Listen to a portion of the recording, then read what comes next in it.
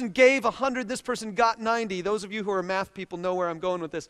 This person over here now is giving love back because he really loves her. And so he gives 100. And this person, because that guy was really a jerk, he left his underwear on the floor. And he's done it every single day for 3 years. And so she only gets like 60 of that love.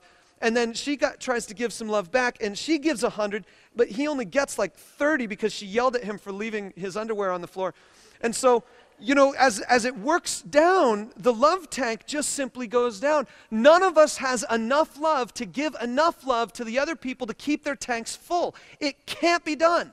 That's why many premarital textbooks will counsel you that you are now having so much love.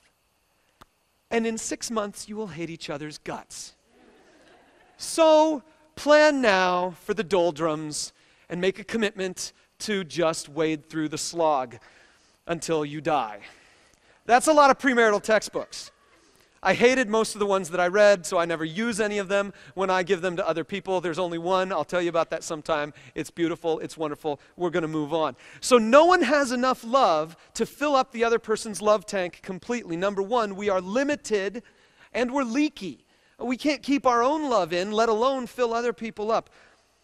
The second thing is that we don't actually know real love anyway. We've got this weird notion of love that it should make me feel good, or it should somehow connect me with another person in a way that I just want to smile and tilt my head to the side and bat my eyes and be like, oh, I love you. Junior high love, really. I mean, we've all heard the junior hires effuse on the other junior hire that they are in love with and just be like, I love you so much, and I'm writing poetry about you and all this stuff. We think love is all about that. It's the Romeo and Juliet thing. Well, I'm getting ready to change your mind, and so prepare yourselves. Put up all the barriers, all the walls that you need to put up in order to prove to yourself that what I'm about to say is not true. Okay? Are you ready? Here it goes. Real love, go ahead and put it up on the screen. Real love is not a two-way street. Real love is not a two-way street. I'm going to give you a couple illustrations of that to kind of prove my point, but then we're going to look at the Bible to really prove my point. Here it is. In our world today, we always kind of think of love as this relationship thing. I'm in a love relationship with another person. I love them, they love me. It's a two-way street. I hear people all the time in marital counseling type of sessions saying, but doesn't this need to be both and? Doesn't this need to be a two-way? Shouldn't we compromise with each other? Isn't a give and take kind of relationship? We have that mindset. I know we have that mindset.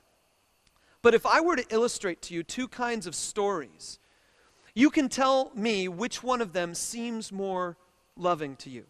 Story number one. Two people I'm just going to call Bob and Susan. They meet when they are in 9th grade. And Bob sees Susan, and despite her acne, he thinks she is beautiful. And Susan sees Bob, and despite his amazing shortness, she thinks he is interesting. And the two of them begin a conversation, and they begin to go to movies, and they begin to talk on the phone for hours at a time. They begin to chat online, and they begin a MySpace relationship that is unbelievably annoying to everybody else who knows them. And they develop this kind of love that just sort of makes progress over time until they graduate from high school, and they both go to the same college, and they go through 4 years of college together, holding hands to class every single day, and then they get married after they graduate, and they have 6 children, and they live in a farm house, just south of Lafayette. I'm making it up. There is no Bob and Susan living south of Lafayette, but you can get the picture. And they just live happily ever after.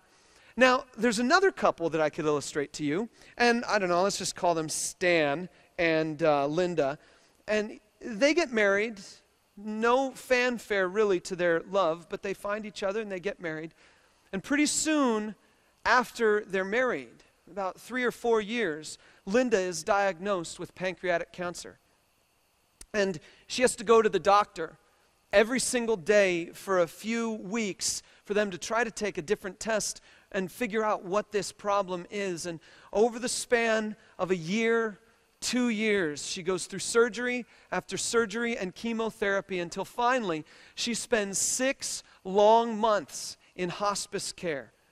And here is this young guy who has a whole life that he could be living, who decides instead he is going to invest himself, heart and soul, in loving this person who for the last 6 months of her life can offer nothing to him. And he serves her, and he washes her, and he changes her clothes. And when the time comes, he changes her diapers, and he cares for her until the day she finally passes.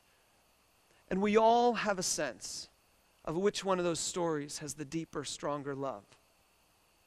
I mean, sure, it's nice to have a couple where everything kind of clicks for their whole life long, but there's this sense of beauty of a person with complete abandon, giving himself up for another person, even though there is no love actually returned, even though there is no measurable love actually returned.